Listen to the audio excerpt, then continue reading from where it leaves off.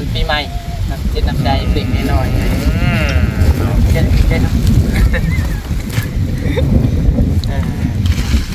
ใจได้ลายเด้อน้องแกมันงามๆนี่ก็เนาะเห็นว่ามอบกัน ร่ำรวยปีใหม่เด้อโอ้ยเนาะ ยังไม่คือญี่ปุ่นได้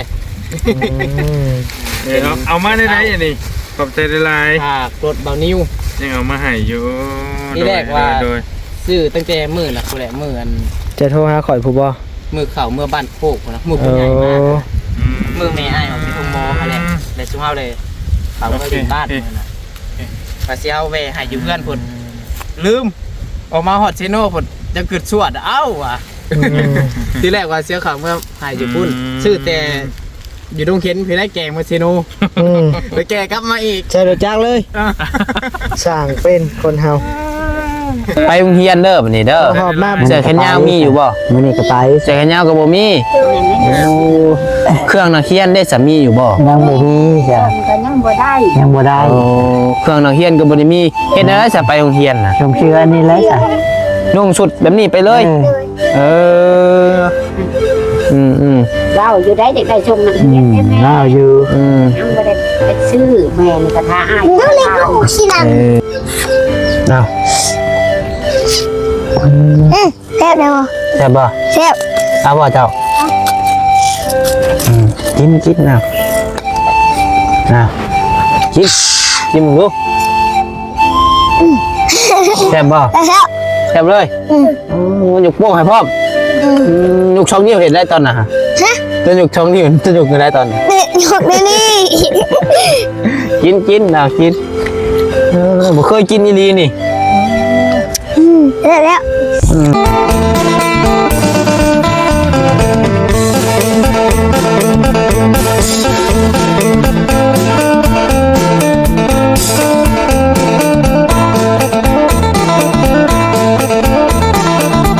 ไปได้รถนี่แหละ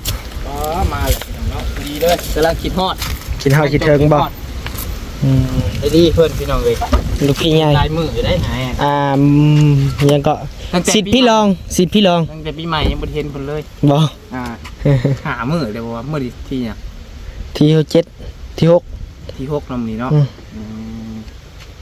ผู้เดียวมีของขวัญเล็กน้อยอยากให้อ้ายเพิ่นน้ำจิตน้ำใจเล็กน้อยเนาะบ่นิ้วนี่มันรถบ่นิ้วนี่แกแต่ก็เช้าเฮ็ดได้แต่เดี๋ยวเอาขี่จักรคันซีนถือไปนำกับบ่แม่นบ่แน่นน้อยขี่จักรก็ของบะหมี่แก่ของไผก็แก่ของบ่นิ้วนะเจ้าเขาบ่ครบชุดจ้ะใช้ของข่อยได้จ้ะบ่มีรถใหญ่ก็พอได้อันทานแล้วเนาะพอได้ขาดได้แกะออกดิวิอันนี้มันจะงามแกะออกเลยให้เราแกะได้ไปถ่ายรถไปสบายดีเด้อสบายดีเด้อพี่น้องเด้อทำบ่นิ้วก็ได้ใช้ได้เนาะคือเห็นหน้าหนึ่งมาแท้นี่สบายดีได้เด้อสบายดีเด้อได้คิดฮอดได้เห็นกันกี่ดิโอ้ยโอ้คือแล้ววันนี้ไม่ได้เห็นโอ้แต่ปีใหม่กูฮักจะเห็นวันนี้ไม่ได้เห็นแต่ปีกายดูปีหนึ่งเนาะโอ้คืออย่างนี้เนาะปีหนึ่งใช่ฮะเดี๋ยวมาบ่ฮอดชั่วโมงซับเห็นกันอยู่หันเข่ากี่นี้มาทางได้สายมาแล้วเซาให้น้องอีตรงเสาเพิ่นใช้ปากก่อนมันคิดตะกี้ว่าจะไปอยากมากพี่เน่อยากไปพูดเน่ก็เลยว่ามันใกล้ที่ไหนมันอยู่แถวนี้เลยเนาะไปพูดมืดก็ยังมันวะนะเอาเฮ้ยมันเป็นยังไงได้อยู่ได้ของขวัญปีใหม่น้ำจิตน้ำใจเด็กน้อย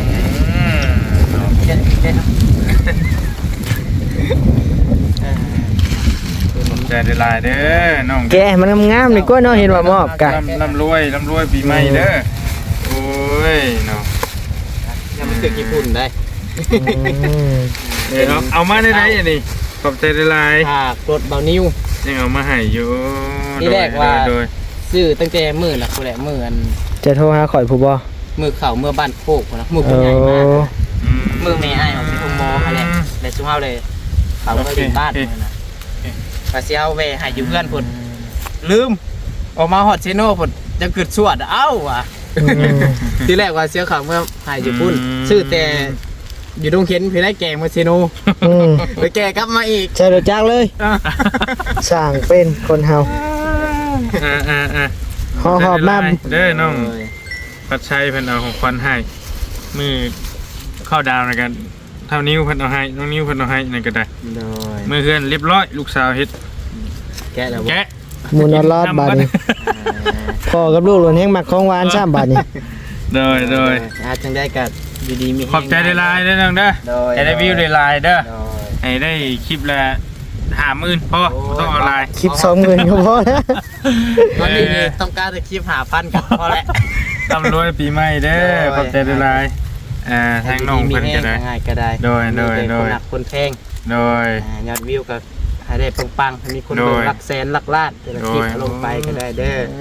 จุบเนาะ พอได้นอกสีพึ่ง ก็ พานำ ถ่ายนำดิ ใช่ไอ้ บ่ขนาดเราบ่ฮอดพุ่นก็ยังก่อก้นแล้วอยู่ดิ แมน ขอบใจได้ลาย โอ้ย ร่ำรวยเรียบร้อยเบิดแล้วบ่ เรียบร้อยแล้ว ไปมานี่ เหงาบ้านนี้ตัดภาพมาปานนี้คือว่าได้รถถีบแบบทางนี้กับพี่น้องเนาะโทเมื่อวานนี้น้องบัดไซกับเขามาครั้งแรกมื้อนี้เขามาครั้งที่สองพี่น้องเนาะหลังจากที่ว่าเมื่อกี้เนาะการมอบทางกระเซ้าคือว่าของขวัญปีใหม่ให้ทางไอรี่พี่น้องเนาะคือว่าอาจารย์ลี่บ่ยอกให้เพิ่นพี่น้องเนาะ ว่าทางอ้ายเพิ่นก็เป็นอีกคนหนึ่งที่น้องปัดไซก็นับถือพี่น้องเนาะแล้วก็เคารพพี่น้องเอ้ยเพราะว่าซ่องสำห้องน้องปัดไซหันกับเป็นทางไอรี่เนาะที่ว่าเพิ่นเฮ็ดให้พี่น้องเนาะเพิ่นนั่นนี่ให้แหละพี่น้องเอ้ยจนว่าซ่องผ่านพี่น้องเอ้ยน้องปัดไซก็เลยอยากตอบแทนบุญคุณกับอ้ายเพิ่นพี่น้องเนาะปีนี้ก็มอบของขวัญให้ทางอ้ายเพิ่นก็สรุปแล้ว4คนพี่น้องเนาะมีไอเตียงไอลี่แล้วก็อาจารย์เล่าแล้วก็ไอเงา4คนพี่น้องเนาะว่าน้องปัดไซกะยังบ่มีรายได้รายพอที่จะให้เบิดครบทีมงานทุกคนพี่น้องเนาะเอาเป็นว่าปีหน้าปีในก็ได้ว่าน้องปัดไซพอมีเงินมีคำชีวิตดีขึ้นกว่านี้ก่อนพี่น้องเนาะเดี๋ยวจังสิให้ทางอ้ายเพิ่นอีกพี่น้องเอ้ยเนาะในใจก็อยากให้เบิดทุกคนพู้นแหละพี่น้องเนาะให้ทีมงานพี่น้องเอ้ยแต่ก็เงินเบิดแล้วพี่น้องเอ้ย ยังเงินพอจะได้เติมน้ำมูกน้ำมันบัดนี้พี่น้องเอ้ยเนาะเอามีแต่ว่าจังได๋ก็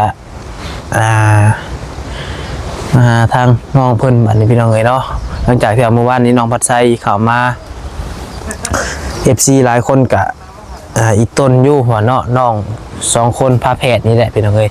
ทางน้องบุญมากกับน้องบุญมีพี่น้องเนาะเป็นฟ้าแฝดกันพี่น้องหลายคนก็ยังบ่ฮู้ยังบ่เข้าใจพี่น้องเนาะคือทางน้องเพิ่นนี่ก็อายุก็น่าจะซ้ำกันนั่นแหละพี่น้องประมาณ 8-9 ปีนี่แหละพี่น้องเอ้ยน้องมาใส่ถามเพิ่นว่านี่ว่าผู้อ้าย9ปีผู้น้อง7ปี 8 ปีว่ะเอ้าว่ะพาแพทย์จังได๋คืออายุบ่ซ้ำกันเพิ่นว่าเนาะ FC หลายคนคือสิงงนำอยู่พี่น้องเอ้ยเมื่อวานนี้เนาะเอาพี่น้องเนาะในกระกาศทักทายสบายดีอีกเท่านึงเด้อพี่น้องเด้อสบายดีกันรอบแรงๆเนาะตอนนี้ก็เกือบ6 โมงพี่น้อง5 โมงครึ่งเย็นจ้อยๆพี่น้องไอ้นาวมื้อนี้เนาะขี้งออยู่บาดขี่รถมื้อนี้ก็ได้เด้อนั่นเนาะ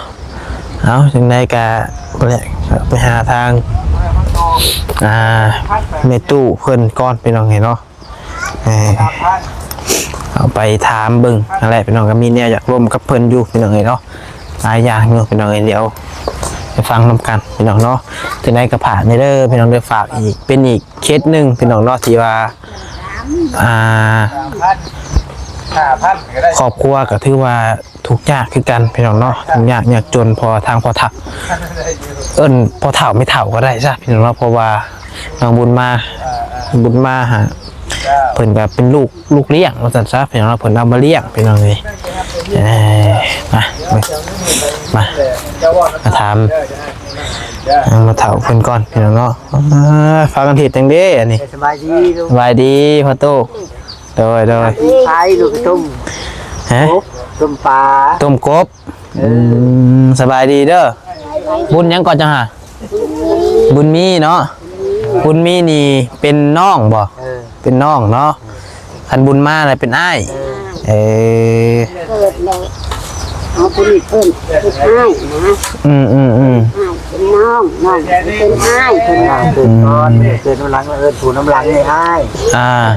เพิ่นเคยพาเอิ้นกันได้นักลูกอ่ะ ผู้เกิดก่อนเลยเป็นน้องผู้เกิดตำลังเลยเป็นอ้ายเนาะอันนี้แหละเกิดก่อน เกิดน้ำหลัง เกิดน้ำหลัง พาเอิ้นได้ อ้ายบ่ผู้นี้ ผู้นี้บ่เป็นอ้าย คนนั้นมาเกิดก่อน เอ้า น้องเป็นน้องครับเขาเปลี่ยนเอิ้นนะได้นักลูกอ่ะ เอาเลยคือว่าผู้นี้ได้เป็นอ้ายคือว่าผู้นี้ออกก่อน บ่ โมเมนต์เนาะยังว่าเขาใจพิษเนาะ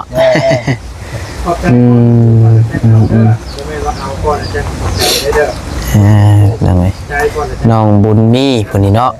บุญมีเป็นอะไรคือว่าตั้งชื่อบุญมีบอกพอถูก เอาเพิ่นนี้ เพิ่นนี้แดลูกเพิ่นไผเพิ่นก็ได้น้ำดอกน้ำได้เพิ่นก็ได้ชื่อบุญมีเขาใช่ให้นะบุญมาบุญมีหยังเลยมาที่ชื่อบุญมาที่ชื่อบุญยัง แยกกัน มันได้พอได้ทนได้อึ๊บ สบายดีแห้ง โอเค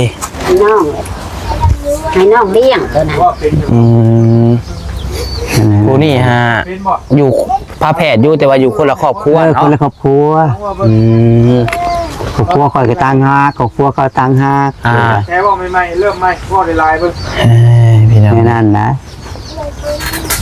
อันเราให้พังคร่าวๆดูที่ไปที่มาของน้องๆเพิ่นนะพอแปลว่า ก่อนที่เพิ่นจะได้มาอยู่น้ำจุเจ้านี่แปลว่าเฮ็ดได้จังได้มาอยู่นํกันนี่นะ ก่อนนั้นบ่ โดย และ เพิ่นเป็นลูกผู้ใด ลูกหลานคอยลูกอ้ายคอย เป็น และไปชูเมียอยู่พุ่น แม่เพิ่นนี่เป็นหลานเจ้า ว่าปรารถนา แม่ของน้องๆเพิ่นนี่ อยู่ดีมี นี่บ่ แม่ของน้องๆเพิ่นเป็นหลานเป็นหลานเจ้า เป็นหลาน ในนั้นนะ มาพอละสาธุ แล้วเขาเลยได้ลูกหลายแล้วบัดนี้คอยแล้วบ่มีลูกหลายแล้ว อ่า ลองว่าเบิ่ง เขาให้เอามือเลี้ยงเขาว่า โดย เลยมาเลี้ยงเป็นลูก เขาให้มัดช้องก็พอนี่บกุ้มลูกไอ้เลยปันหลานเลี้ยง โอ้ที่แรกฮะแม่เพิ่นก็มอบให้ มาไว้คอย ให้เจ้านี่บ่ช่องเลยบ่ต้องให้น้อง คอยบ่มีลูก เพราะว่าเพิ่นนี่เป็น คอย พา เลี้ยง แพ บ ทย์ กุ้ม เนาะ แล้วคอยว่าย่านบ่ใหญ่คอยว่า ในนั่นนะลูก บัดนี้เจ้าแลกล้าว่ายันเลี้ยงบุกุ้มก็เลยว่า เรียนว่า เลยปันน้องเลี้ยง แบบว่า หลานเลี้ยง ปันอีกครอบครัวหนึงเลี้ยง น้องแดหลานแดอยู่นำกันเขานั่น เลี้ยงนำกันน้องเช้ากับหลานเช้า โดย เฮือนหลังนั่นน่ะเขาเลี้ยงน้ำกัน ในนั่นแล้ว เลี้ยงบ่ไหว เลี้ยงนำมาไว้ลูก คัน2คนเลยชุดเจ้าเพิ่น ลูกบ่มีลูก โดยพอเข้าใจแล้วเลี้ยงเอามาเลี้ยงนี่ตั้งแต่น้อยๆแต่เกิด แต่ เลย แดงลูกเลย มื้อเดียว แต่เขาออกแต่ไพ่แต่เขาโทรมาให้ไปเอาเลยไปเอาไม่ได้เสียเงินไม่ได้เสียค่าของหลานเองลูกเลือกหลานเอง ว่าง่ายก็บ่ได้ซื้อบ่ได้หยังเนาะ ก็ลูกหลานเอง ซื้อแต่เลี้ยงนม ชื่อแต่นมชื่อหยังป้อนเขาชื่อเลี้ยงเขาให้เขาใหญ่ชื่อ โตทั้งเสร็จ อยากกินเหือกกินแห้งเขา โดย เขาก็บริวนวายดอกลูกแต่ว่าเขาจะได้คืนได้หยังเขาก็บ่ โดย ใส่ลูก ใช่ให้นั่นให้เอาอยู่ดีแหละ แล้วพี่ก่อนทำนะฮะ นี่คือยิ้มไปเปื่อยนี่ฮะ ไข่ คือมีความสุขแท้นี่ฮะ ไข่ได้ ดีใจเลยลูก ได้รถถีบได้ โดย โอ้รถถีบจะบ่อ่ะนะฮะ โดย ไผซื้อให้ ดีสิแหละ เรือ ลืมซื้อเลยไอ้นิ้วแม่นบ่ แมน ชื่อบ่ซื้อไอ้ จื้อ ชื่อซื้อแล้วได้ สื่อไซ ไอ้ไส้โอ้เดี๋ยวจังหน่อยมีรางวัลให้อีก โดยเสีย หรือว่า เรื่องเขาอะ นี่เงินข้าวกินลูกฝากน้ำไม้ก่อน ครั้งแรกในชีวิตบ่นี่ที่ว่าได้ของขวัญนี่ โดย ชิ้นใหญ่ที่สุดเลยบ่ โดย เคยได้อยู่บ่แต่เกิดมานี่เคยมีบ่ เคยพบ แต่สิมีคนนำมาให้แล้วล่ะเนาะ โดย แม่พุ่มได้อันนั้นนี่กันเลยแม่ว่าอดเอาลูกเอ้ย โดยบ่มีเงินซื้อให้เนาะ ซื้อหายางเอานี่แหละ เบิ่งเจ้าได้เคยได้เห็นลายชุดนี่เป็นหยังที่ว่าเคยแบบพ่อกับแม่เพิ่นซื้อให้นี่ ไอ้ย่างมันทุกขาเด้อ โดยไป เชื่อ แต่ชุกเชื่อนะลูก เชื่อ ได้ เราถีบบนยังนี่ยังบ่เคยได้นี่จะคือเนาะ เคย ลงเสือกระดำโตดำนี่แหละ ทำขายเพชรขายใจนี่แหละลูกเอ้ย ซื้อให้ลูก แต่ยกพริกมะเขือแป้งนัว ถือว่าเป็นของขวัญปีใหม่เนาะ โดย มันปีใหม่ก็แม่นพี่น้องเอ้ยของขวัญสิ้นแรกในชีวิตก็แม่น โดย โอเคดีใจบ่ ดีใจ อืม ได้แห้งขนาด ดีใจแห้งขนาด โดย นอนรับอยู่บ่มื้อแรงนี่ แล้วหมดละ นอนบ่รับแล้วบ่เศร้าแล้วบ่จากเป็นนักเลงค่ะ ใช่แหละ เศร้าแล้ว โดย เป็นหยังคือเศร้าไวแท้ เดี๋ยวได้ ย่านตาย โดยอย่างเขาดีเลยตอนนี้ทันตายเลย ย่านแล้วบาดนี้ โดย โอ้คือแล้วว่ายังบ่ย่านยังอยากเป็นนักเลงอีกแล้วไอ้สิพาไป โดย ไอ้สิลองพาไปตีกันลองเบิ่งนะ ยันละยังเขามีเพื่อนเขาตายกันมาคนเดียวเป็นตาละ อืม ย่านแล้วติ โดย ดีแล้ว โดย มันต้องเป็นนักเลงอยากเป็นหยังบัดนี้ จะเป็นตำรวจ อยากเป็นตำรวจแหละเอ้า ตำรวจก็ใหญ่มากครับบ่ได้เป็นตำรวจเป็นทหารก็ให้เป็นคนดีกับพ่อเด้อบ่เกี่ยวดอกว่าเฮาสิเป็นหยังเป็นหยังกะขอแต่เฮาเป็นคนดีกับพ่อ เลี้ยงพ่อแม่ได้ เป็นคนดีนี่เพิ่นว่าตกน้ำบ่ไหลตกไผก็บ่ไหม้ โดย แม่นบ่บ่ โดย แม่แม่ คันบ่เชื่อเลยลองเบิ่งเด้อคันน้ำหัวแห้งๆไปโดดลองเบิ่งเด้อว่าสิไหลแท้บ่ โดยยังมันมีอีกก่อนยังมันน้อยอีก บ่หยอกไปซื้อได้ โดย ไปโดดอีหลีหมดบ่แห้งเนาะ โดย เฝ้า ข ก็ นา เล ด ย นั่งเดินในห้องนักเอื้องยังเอากล้าเดินเลย แล้วเป็นคนดีมันจะมีแต่คนหนักคนแพงเห็นแล้วเดี๋ยวเห็นบอกเพิ่นเห็นเจ้าเป็นคนดีเพิ่นกับอีต้นกะเพิ่นก็ซื้อรถถีบมาให้อืม ตั้งใจเรียนแบบ แม่นตะไปโรงเรียนเด้อบัดนี้เด้อ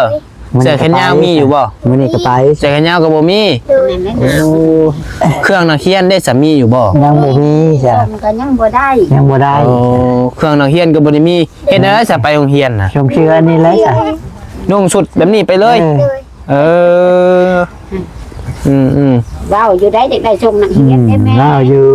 ยังบ่ได้ไปซื้อแม่นี่ก็ท้าอ้าย ต้องเล่นกับอุกชินัน อ้ายขายทานไปขอน้ำอ้ายไปซื้อ เด้อ เอาตัวดิ เครื่องเก่าก็เอาบ่ เอา เครื่องเก่าก็ใส่ที่ใส่อยู่บ่ข้างในเอามาให้ ใส่ ฮะเครื่องนักเรียนเนี่ยได้ โดย เสื้อกันหนาวกันหนาวตัวเก่าก็ใส่บ่ ใส่ ด้านว่าจากนั้น บ่ได้กิน เพราะว่าอ้ายก็บ่มีดอกพังเบิ่งเดียว เครื่องนักเรียนอ้ายฮะหลายอยู่ดอกเครื่องเรียนอ้ายตัวเก่าฮะแต่ว่าบ่แม่นตัวใหม่ได้เลยแต่เก่าก็ใส่ได้อยู่บ่แม่นว่าสิขาดวันนั้นดอกพอ มันบ่ขายเว้าที่มันลูกเอาขายจ้ะ แรกคันว่านั้นเดี๋ยวอ้ายสิมื้อซอกให้ โดย พอได้หายใส่เนาะใส่ไปโรงเรียนคือหมู่บ่อายบ่ซะเวลาไปโรงเรียนบ่มีเครื่องใส่ อายได้จนหมู่ให้หมู่ว่า อายอยู่บ่ โดย อายแต่ก็ไป โดย หักไปบ่ซอย เอาไม้หาดูพอหยิบมาเลยมาโอเคดึงมาแล้วเป็นยังไงโอเคเนี่ยมีไม้บุญมา ว้าวลาแล้วมันแบบโอ้ไปซื้อให้เฮาหมู่ชี้จุดชี้เว้าอยู่ทันแล้วโอ้ไปซื้อให้เฮาพอเฮาบ่รวยมันว้าวนี่ เนี่ยเตอว่าโอลีบ่ โดย ยอดนั่น โดย ดีเลยมันต้องไปมันต้องอายดอกมันบ่แม่นเรื่องอายอันนี้ โดย พ่อแม่เฮาบ่มีเฮาก็ภูมิใจ โดย จังหน่อยเพิ่นก็เลี้ยงเฮาได้จนใหญ่ คนที่เพิ่นเว้าใส่เฮาอ่ะเพิ่นบ่ได้เลี้ยงเฮา โดย บ่ต้องอาย โดย แต่ได้ว่าเพิ่นเลี้ยงเฮาเพิ่นเว้าใส่เฮาจังซั่นจังซี่แต่ว่าอันนี้พ่อแม่พี่เลี้ยงเฮา โดย เพิ่นสิเว้าจังไดก็อย่าเพิ่น โดย ให้เพิ่นเว้าโลดแนวเพิ่นก็บ่ได้ซื้อข้าวบ่ได้ซื้อนมให้เฮากินแต่น้อยก็ โดย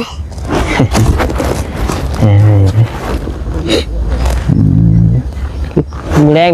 มีบ่อนไหวบ่รถถีบนี่ไหวไส คือเอาเงินในเสียง สิขึ้นเที่ยงพู โดย โอ้ว่าแท้ ยังขึ้นหลักเอา ย่านคนลาก ได้แพงลูกเอ้ยได้เป็นนอนกอมกันได้ คนบ่เคยได้เนาะ ได้ คือว่า เสือใหม่นี่ก็นอนกอมและคันแม่ซื้อมาโตะเสือใหม่ แม่นแล้วคนบ่เคยได้นี่โอ้ย นี่ เป็นจัง เห็ ได๋ นบ่ขึ้นมาเถียง ดีใจบ่ได้เคยได้ได้เถียงคนแพงมันยังก็แพงดอกเลย เลย ชงเสือก็ได้มาแล้วแพงไปไว้ ดีแล้วฮู้จักหักษาคองนี่ดี นั่น มีด้วย ถึงแล้วหลังกระจอดเนี่ยในเพื่อนแหละค่ะ รถนี่ก็เพิ่นซื้อมาให้แต่หักษาเด้อบ่แม่นสิขี่ยุกล้อขี่ไปตามอันนั้นอันนี้ว้าวแบบนั้นเด้อ โดย ขี่จบดีแม่นทำบ่อยากให้มันเพไปโรงงานโรงเรียนก็คอยขี่แล้วก็ซ่อนหมู่ก็อย่าซ่อนฮอด3ฮอด4ซ่อนได้แต่คนเดียว แม่นเพราะ เดี๋ยว ว่า ย้อนโน้นนี่แล้วไหล แม่นซ่อนกันไปว่าที่ผ่านมาเคยได้แบบสมมุติซื้อไปให้แล้วบ่หักษาเครื่องของซื้อไปเลยไปยุกล้อเอาไปตำต้นหมอกต้นไม้เอาไปตำกัน โดย หมุนเบิดซื้อมาให้บ่ฮอดเดือนเพ โดยนะคะใคร แพงและ ถ้ารู้ไม่ได้ก็เดี๋ยวยืดเดี๋ยวก็ทิปไว้ทิปเลยแล้ว นั่นแหละให้ฮู้จักหักษาคอ รู้ตามหลังเลยเลยแต่ยูอยากพันห้าม ไป เล่น พาไปเบิ่งดูซะป่ะเบิ่งพี่น้องเนาะไปมาพี่เจ้าก็แป๊บนึงเด้อแล้วย่างไปถ่ายให้แป๊บนึงเดี๋ยวไอ้เอาอันนี้ก่อนแป๊บนึงเด้อเดี๋ยวไปเอาอันนี้คนก่อนนะมาพี่น้องเนาะ โอ้ยน้ำ เจอแค่ยาวกับบุมีใส่ติโอ้ยน้อย คุณเอา นี่บ่รถถีบเจ้าฮะ โดย สีฟ้าหักอะไรเนาะ โดย มักชุดใจ โดย ดีใจแห้งว่ามื้อนี้ โดยดีใจแห้งเจ้าว่าชื่อในลวกเลย ดีใจที่สุดในโลกเลย โดย เมื่อไงทานมื้อหนึงได้ยืนใกล้กันแพงกันแม่นบ่ไอ้น้องนี่กินบ่นม กิน เมื่อไงสิแกะเด้อกิถูเอาก่อนถูหญ้าก่อนหยุด เสร็จแล้ว นบก่อนโอเคเอาแกะรถ เก็บอะไร แกะจิกออกถุงมันนั่งลงก็ได้ได้บ่เพิ่งมาขอเห็ดให้มาเราจะขอแกะให้แป๊บนึงนั่งลงหนึ่งนะทีนึงเลยลองมันแกะบ่เป็นนะ